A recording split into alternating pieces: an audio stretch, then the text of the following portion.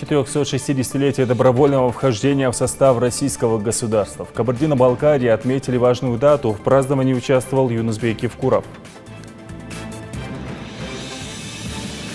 Все возможное, чтобы показать, передать ту атмосферу, которая царила там.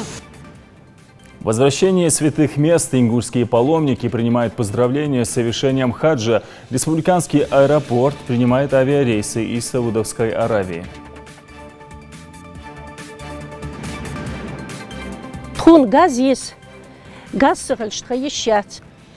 Жизнь без коммунальных удобств. Жители одной из улиц Сунжи ждут, пока элементарные блага цивилизации дойдут до их домов.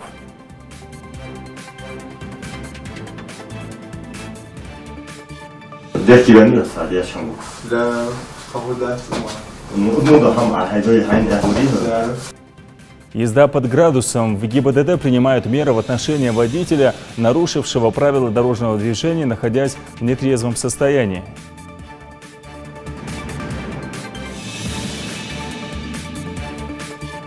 Я не знаю, какой номер квартиры вот это будет, но она будет стоить дороже, потому что Джон клал кирпич здесь.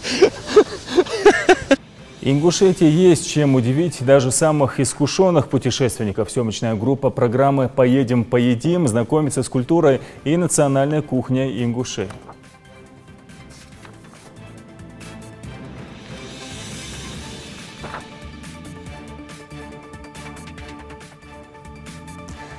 На телеканале «Ингушетия» информационная программа «Новости-24». В студии Амирхан Зортов. Здравствуйте.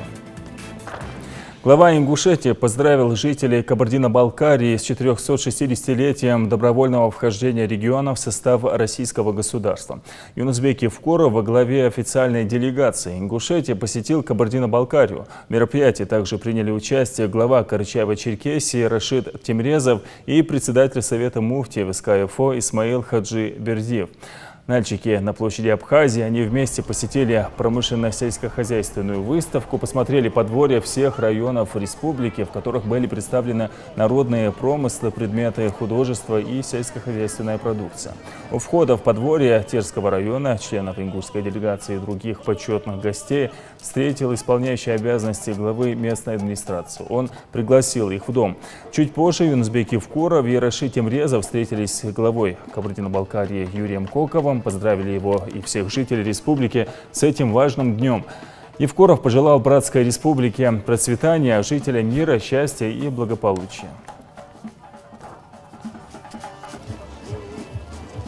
Аэропорт Магац продолжает принимать авиарейсы из Саудовской Аравии. Несколько сотен ингушских паломников уже вернулись на родину. Новоявленных хаджи встречали их родственники и друзья. Как и полагается, в адрес верующих, посетивших святые места, звучали поздравления и пожелания, чтобы их хадж был принят Всевышним. Репортаж Юсупа Гелисханова. Буквально только что здесь, в аэропорту Магац, приземлился самолет, на борту которого особенные пассажиры. Назвать их паломниками уже нельзя. Сейчас они хаджи, совершившие один из 5 столпов ислама. Ровно в 23:00 Боинг с паломниками касается ингушской земли. В полете он провел 4 часа. В иллюминаторах видны счастливые лица новоявленных хаджи. Несмотря на усталость и долгий перелет, паломники ступают на трап с улыбкой.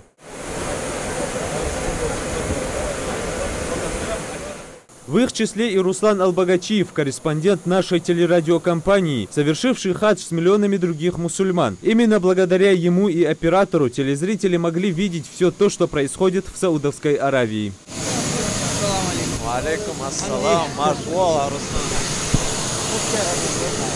Совершать свой хадж и собирать сюжеты о том, как проходит паломничество земляков, задача не из легких. Но несмотря на все трудности о каждом передвижении и совершении обрядов хаджа, съемочная группа тотчас же присылала новостной сюжет. Мы работали, конечно, там, старались все это совместить. И у нас это получилось, я надеюсь. Наши телезрители, которые видели наши передачи, сюжеты, которые мы делали все возможное, чтобы показать, передать ту атмосферу, которая царила там. Это, можно сказать, главный мой полет в жизни, не только мой, каждого верующего, да. просто не объяснить словами. Все красоты Мекки и Медины и то впечатления и эмоции, полученные во время хаджа, передать словами невозможно, делится Руслан. Жизнь в буквальном смысле делится на до и после паломничества, отмечает молодой хаджи. Скажу, что как заново родился, я бы не сказал бы, но я чувствую, что какие-то... человек, я уже, можно сказать, меняется. Первым рейсом прилетело 220 паломников, в каждой из 5 групп по 44 человека. Одной из групп за время паломничества руководил Магомед Албагачиев. По милости Всевышнего, выполнение всех предписаний хаджа прошло успешно, отмечает он.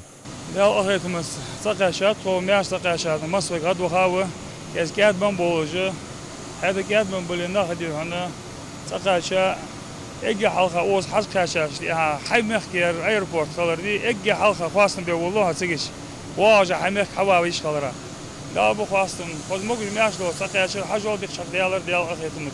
Со священным Кораном в руках и молитвой на устах каждый из паломников до сих пор под впечатлениями, полученными на благословенной земле. Сойдя с трапа, хаджи, так же как и во время отправки, проходят зону таможенного контроля, после чего здесь получают багаж. Кстати, багажа у ингушских паломников оказалось намного больше, чем увозили с собой. Каждый постарался привезти как можно больше подарков и сувениров для родственников и близких. Марьям Боковой было трудно свыкнуться с мыслью о расставании с родными, хотя и уезжала не одна, а с сестрой. Но по прибытии в Саудовскую Аравию это все компенсировалось величием священной земли. Больше всего женщине понравилась первая мечеть пророка Мухаммада, мир ему и благословение Всевышнего. Верги мотигиш, жез мотигиш мис, цигряюж, амл, езюж, но игрс хадега хамсра, сун лично хитара, Мадина тирди асам холцн, вейлшта вела вела мотиг, цензир туда хочу, ахдерик садир зулм будешь сашта, что да схог, зез мотиг хлр, садиру. У меня просто даже слов нет передать все это. Да, да, хорошо. Мадинати хаяхкро, ахмаки, да, хамаки, хаяхкр. Мадинати зире ташкала, маки хажула хват малдан долго. Обязательно долго. Хамаш арканаш шيء ملهم. فاتش جاي تدخل تان حبيح كابوي بوشناخك. تان حالخ دوخش فدي ديس سين الوربل بيس ملا خلص دوش لحماش إيش حالخ دوخش جناخه. دز دوغ محتاجش حلقة واقش سعداد الحلقة دوقش تمينا تدوغ ماجدك تيب سعداد الحلقة دوقش مك مستحمت عند الحلقة دوقش إيش تسبيل خليل درا سوسينيان ساحنوسو نادفة نامي خليان تأخ أص حلقة يدجر سقوز لا وجود وخشر دغا هجل بقدر يا جتر ديهم ديك دولج دولج برغوت يولج دردي ديال إيه مثلا أصلا بركل ألوسون ديهم ركوب ديتم آدم ورث إيش بقول ساعات خدوج أو جروب تخوت خم بوج ونخ أستا حلق بوج ونخ مش طويل ساعة شيء ساعة أنا أستا خلرا ساعة خلي ساعة دق إيشاء ساعة سقط تيجي مخلي خو ملا وسقط ساعة بقول ساعة وش سنة وقت سنة خلي ساعة كل الله نوقف سووا ديك شخص يالر ديان А в это время новоявленных хаджи у выхода ждут родные, близкие и друзья. Здесь каждый рвется побыстрее обнять своих паломников и пожелать им благословенного хаджа. Спустя несколько часов в аэропорту Магас снова многолюдно. Это уже вторая группа паломников из Саудовской Аравии. В аэропорт заходят пассажиры рейса НН 8414 Медина-Магас. Этим рейсом прилетел и Магомед Албагачиев, которому посчастливилось совершить хадж несколько раз. Но ощутившись на этой по-настоящему святой земле, каждый раз будто бы рождаешься заново, делится хаджи. Пророк Мухаммад, мир ему и благословение Аллаха, в одном из своих хадисов сказал: наградой за совершенный хадж надлежащим образом может быть только рай.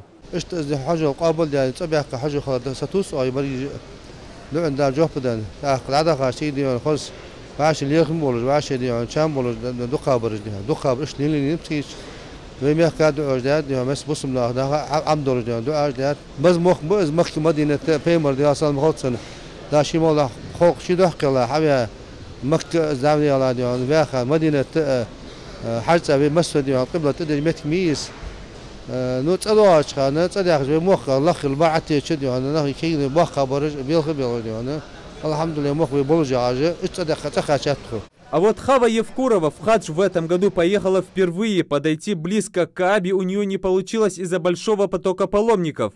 Условия, предоставленные ингушским паломникам, были на высшем уровне. Единственное, что мешало, непривычно высокая температура. Жара не позволяла быстро передвигаться. Но ради исполнения одного из повелений Аллаха стерпеть можно не только 45 градусов, считает Хава. يو خليلي لا لير وخ حمدا زال أخلا خلويلش حمدا هيقول قام وخابي فتيج هين حاجة إير دارك позметти жер. И хотя с родными не виделись всего лишь 3 недели, пожалуй, самый трогательный момент – встреча с родственниками. Едва приземлившись, многие из них уже планируют совершить хадж и в следующем году.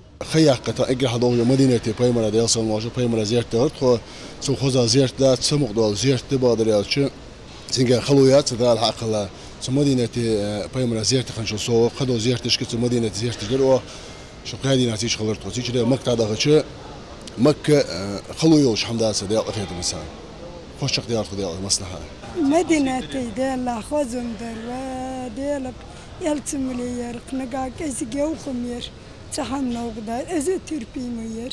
Пока из Саудовской Аравии 2 рейсами прилетело более 400 новоявленных хаджи. Следующие 2 рейса ожидаются 10 сентября. Юсуп Гелисханов, Майырбек Миржоев, Новости 24. По следам диалога с народом наша съемочная группа отправилась в Малгобек. В рамках программы с участием главы региона прозвучало обращение жителей города Воинской Славы с просьбой разобраться в ситуации, сложившейся вокруг аварийного жилья. Дело в том, что переселенцы из ветхих домов не получают компенсацию для оплаты арендуемого жилья на время строительства нового дома. В этом вопросе разбирался руководитель аппарата правительства, вице-премьер республики Мухарбек Дикажев. Материал Фериды Миржоевой.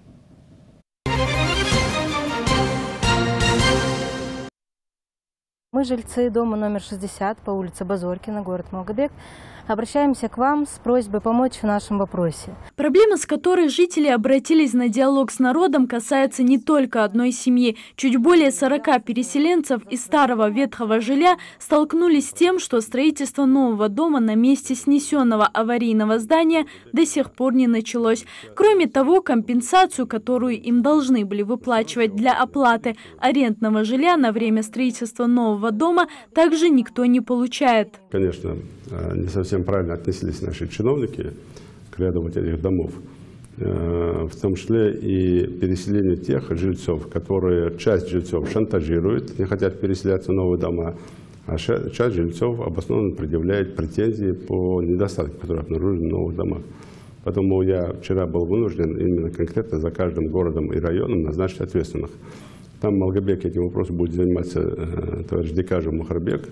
И я думаю, в ближайшее время он мне доложит, в том числе встретиться с этими жильцами, доложит мне ситуацию, и мы компенсируем вот эти суммы денег, которые вам не платили в течение длительного времени, там, или сколько там вам не платили, ну и добьемся решения по строительству дома. Если я там не знаю, насколько было вам обещано именно в том месте, я не сторонник строить дома, обычно жильцы говорят, вот мы здесь живем, нам здесь построить дом.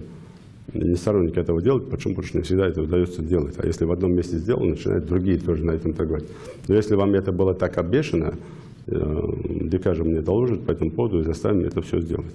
Сказано, сделано. Чтобы разобраться с проблемой, в Малгобек выехал руководитель аппарата правительства республики Мухарбек Дикажев в сопровождении местных властей, которые выслушали жалобы переселенцев. Надеемся, что будет помощь. Если прислали людей, я уже вижу, что нас уже услышали, нам помогают. Я, наверное, думаю, что это все будет нормально. А вдруг про нас и вовсе забыли? Эта мысль подстегнула жильцов обратиться на диалог с народом в надежде, что их наконец услышат. Руководитель аппарата правительства обещал постоянно извещать переселенцев о ходе реализации программы. Надо будет контакт один взять, кто старше, кому они доверяют. Я с ними тоже буду в постоянном режиме контактить и доводить до них соответствующую информацию.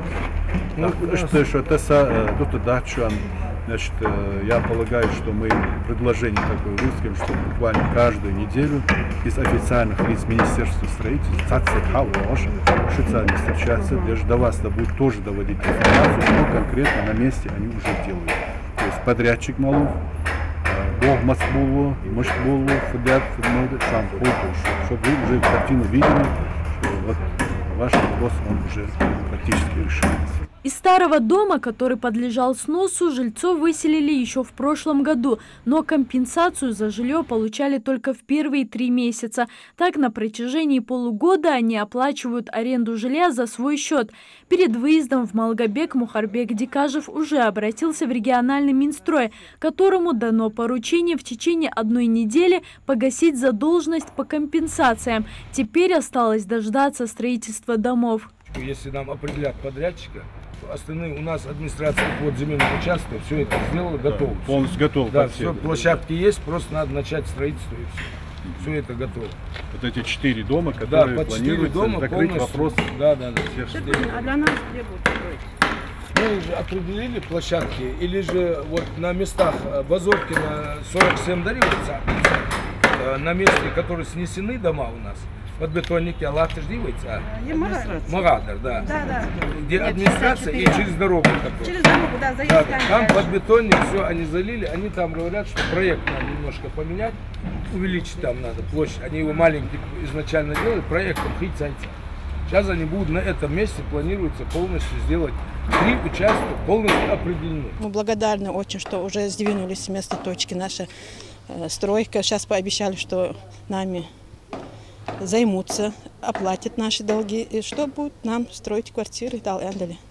Программа по переселению из ветхого жилья в Ингушетии реализуется на протяжении нескольких лет. В Малгобеке уже удалось переселить 239 семей. Новые дома должны обрести еще 112 семей. Определиться нужно будет с этим подрядчиком, который это будет строить дома, будет он 1 или 2. Вот. Тот подрядчик, который непосредственно сейчас на данном этапе занимается, мы его пока не нашли. Вот, постараемся в ближайшее время тоже с ними найти и порешать вопросы. И сегодня министерство, я вижу, что Министерство строительства надо более активно подключиться к этому вопросу, как заказчики, и начать строительство. Сегодня людей волнует вопрос: оплатите за долги за наем жилья и начните стройку. Начните строить, чтобы видно было, что действительно эта программа сработает, и у них есть перспектива в ближайшее время заполучить свое жилье, законное жилье, которое им полагается. На одной из 4 площадок уже начато строительство, построен каркас. На остальных участках, как заявляют в администрации города, строительство должно начаться до конца года. Залина Магушкова, Адам Далаков, Новости 24. Жители улицы Завражная в Сунже не обращались в программу «Диалог с народом», но их проблема тоже требует принятия безотлагательных мер. Люди живут без коммунальных удобств. Вода и газ, все эти блага цивилизации все еще не дошли до этой улицы. Там побывала наша съемочная группа с репортаж Мадины Пугоевой. На отсутствие необходимых коммуникаций жители так называемого Завражного микрорайона Сунжи сетуют уже несколько лет. Ждать у моря погоды также не стали. Совместными усилиями удалось провести сюда и газ, и свет. Вот только газопроводная линия по факту незаконная. Пластиковые и резиновые трубы, по которым течет голубое топливо, представляют угрозу для жизни. В целях безопасности газовая служба решила отключить от газоснабжения сразу несколько семей, что в свою очередь вызвало волну недовольства.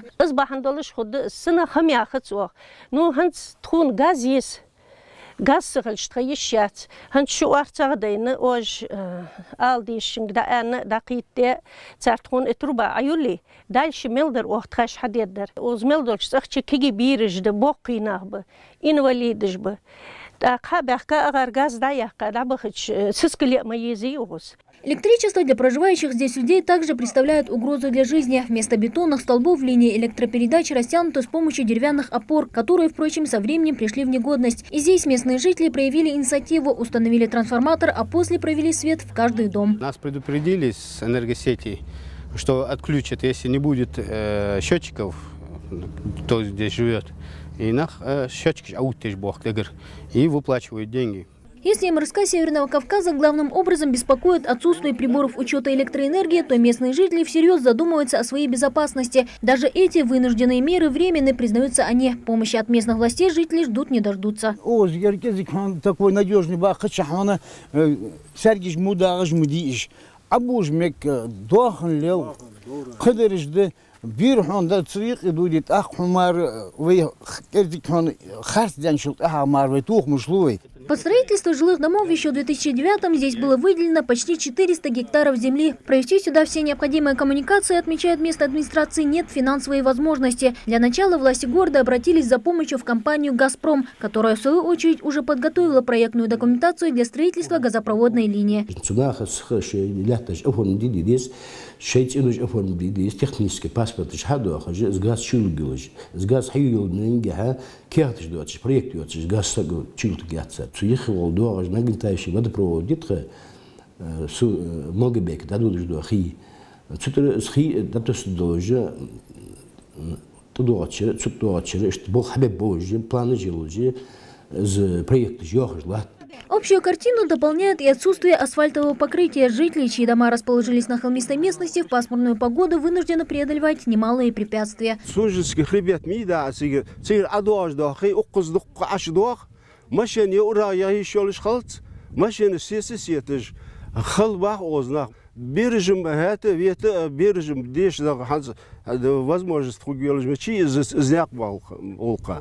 Мало того, скорая помощь, сейчас те, кто проживает в так называемом Завражном микрорайоне Сунжи, буквально отрезаны от цивилизации. Изменится ли ситуация в новом 2018 году, покажет время. Мадина Пугоева, Сурху Кусиев, Новости 24.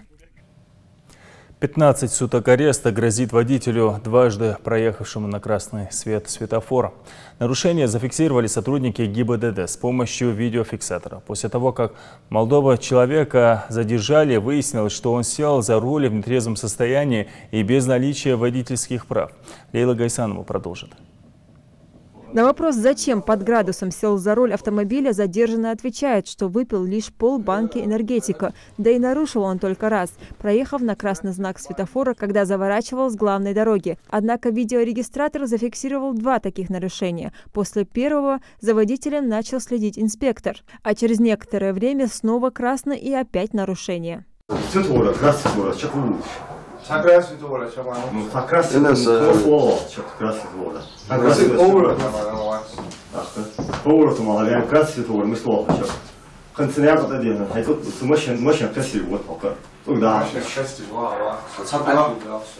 Выяснилось, что житель Малгобека, 20-летний Исмаил Полнкоев, взял машину у брата. Но умения водить недостаточно, чтобы сесть за руль. Надо пройти определенное обучение и знать все необходимые правила дорожного движения, чтобы после не нарушать существующий закон, объясняет инспектор.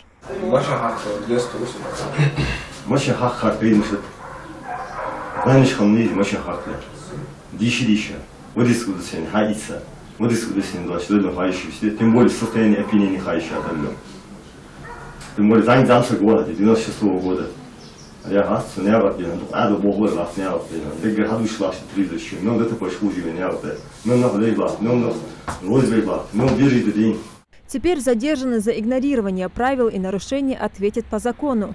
Впрочем, как выяснилось, у Исмаила Полонкоева целый букет зафиксированных нарушений. Теперь ему грозит 15 суток ареста. В отношении данного водителя было составлено административный материал управления транспортным состоянием алкогольного опьянения, не имеющего права управления, и красный сигнал светофора в статье 12.12 и управление транспортным тонированные стекла. Данным автомобиле были стекла тонированные. Мы сотрудники госавтоинспекции сразу выписали требования устранить выявленное нарушение. Нарушитель уже спешит заверить правоохранителей. Урок усвоен, выводы сделаны.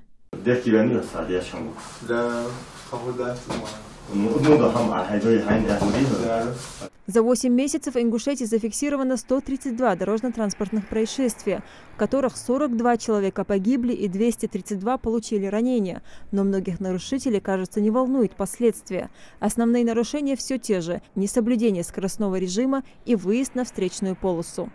Мы знаем, к чему приводят эти нарушения, к каким тяжким последствиям приводят летальным исходом.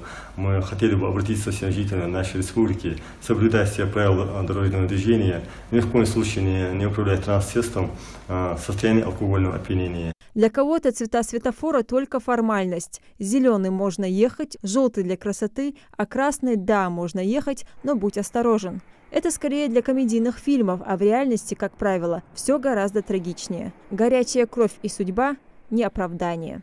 Лейла Гайсанова, Новости 24.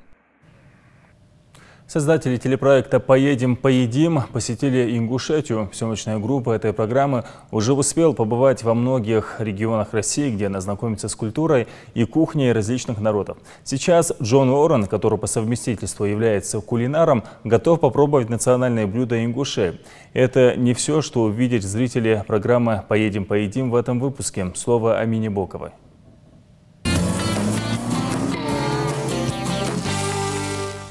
Ингушская столица встречает известного британца дождем и холодным ветром, но планов съемочной группы это никак не меняет. Приехав в Магаз к полудню, уже в 2 часа дня команда НТВ отправляется на стройку многоквартирного дома в 8-м микрорайоне столицы. Подрядчики и рабочие уже ждут гостей. Для них подготовили каски и стройматериал. Сценарий программы удивляет не только местных жителей, но и самого ведущего. Ведь Джон Уоррен сам никогда не знает заранее, что его ждет на съемках, предпочитает импровизировать. Я пытаюсь не быть в курсе всего.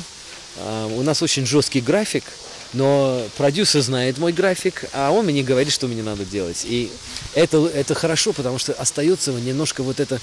Ну вы же не знаете, что вы будете делать и как будет раскладываться день. Точно так же, как и я. Лучше не знать. Тогда получается клево. Продюсерами и сценаристами программы такое необычное решение было принято неспроста, поскольку Ингушетия – единственная республика Северного Кавказа, где прежде не была съемочная группа «Поедем, поедим», к съемкам решили подойти необычно. Очень много локаций мы выбрали изначально, но передача, она как бы не резиновая, да, соответственно, нужно как-то это все было выбирать самые основные. Стройку, она очень просто объясняется. Дело в том, что город молодой и город строится еще, да, и поэтому нам... Поскольку мы об этом рассказываем в передаче, нам было бы очень интересно, чтобы Джон внес свою лепту в строительство города. Нам показалось, что это очень интересно. Заодно мы и расскажем, как динамично развивается, собственно, столица. И хотя передача по большей части кулинарная, блюдо национальной ингушской кухни Джону Уоррену ответить пока не удалось. Вместо этого своими силами он лично принимает участие в строительстве дома.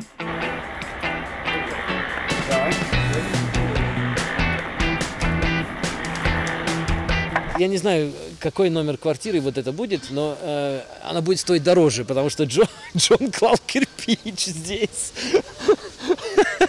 Филолог по образованию Джон Уоррен приехал в Москву сразу после развала Советского Союза и попал под очарование России 90-х. Сначала открыл бизнес по продаже зерна, позже занялся производством мясных продуктов, а в 2012 году стал ведущим программы «Поедем, поедим». С тех пор ездит по России в поиске новых гастрономических приключений. Вы просто не поверите, куда меня занесло. Я сегодня в Арктике! Ай-та-ну!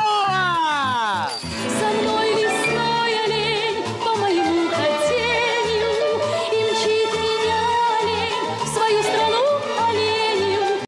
К хорошей кухне его пристрастил отец. Каждое лето возил на каникулы во Францию. Маршрут путешествия пролегал через лучшие рестораны страны. Кстати, сам Джон признается, несмотря на то, что очень любит поесть, готовить предпочитает для других. А я любопытный человек. Если я что-то вижу вкусное, я сразу хочу знать, как это готовить. Поэтому как бы вторично получилось так, что я люблю готовить. На первом месте я люблю вкусно поесть. Работа работой, а обед по расписанию. Но все изыски ингушской кухни ждут британца вечером. А сейчас строители предлагают гостям немного подкрепиться.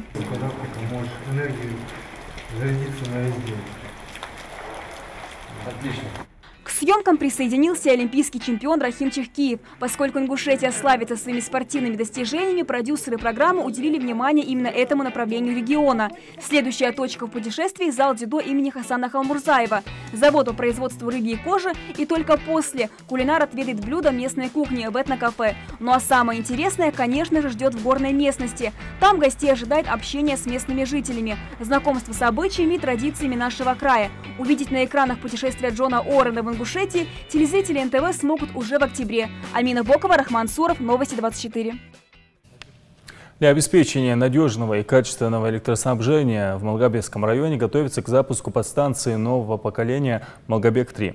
Объект возведен в рамках федеральной целевой программы «Социальное и экономическое развитие» на 2010 и 2016 годы.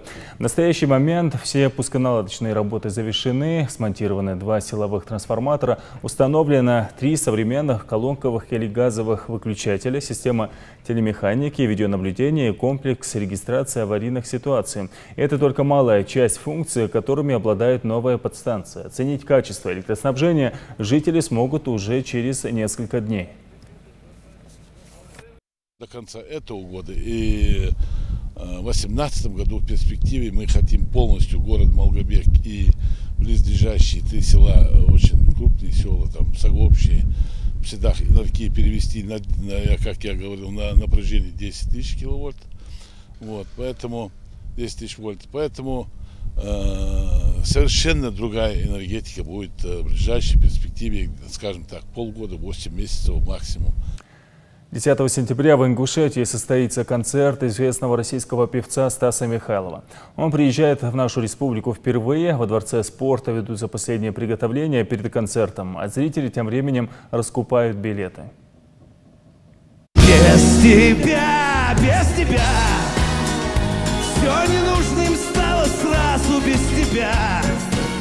Этого события ждали многие. Душа любого концерта – 10-кратный лауреат премии «Шансон года» и 8-кратный обладатель премии «Золотой граммофон» Стас Михайлов включил Ингушетию в большой гастрольный тур под названием «Если завтра будет солнце». Любители отечественного шансона уже раскупают билеты в кассах Дворца спорта «Магаз». Айшат Сычоева – одна из счастливец, успевших приобрести билет. Моя мама очень любит Стаса Михайлова и очень хотела попасть на этот концерт. Я приобрела билетики для мамочки своей, 2 снохам и сестренке.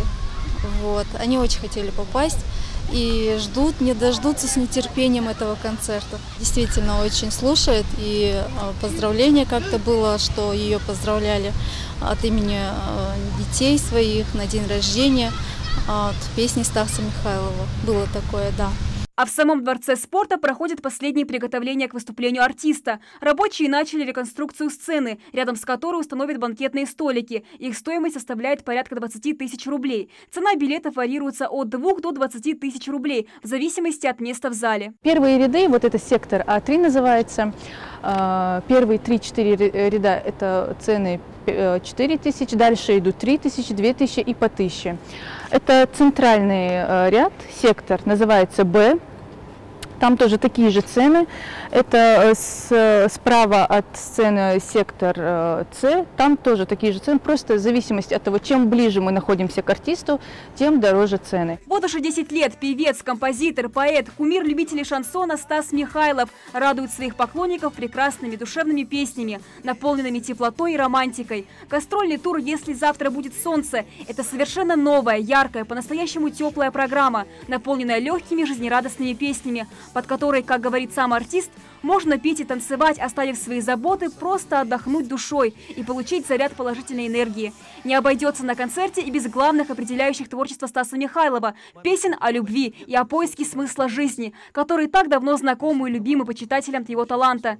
Если завтра будет солнце, значит завтра будет поздно. Для сомнений и печали мы друг другу обещали, если завтра будет солнце. Организаторы концерта в Ингушетии проводили розыгрыш билетов на национальном радио и в социальных сетях. Так десятки счастливчиков получили в подарок билеты в первых рядах. Грандиозное шоу состоится 10 сентября в 17:00 во Дворце спорта «Магаз». Амина Бокова, Тимур Карахоев, Новости 24. Это были все новости на сегодня. Всего доброго.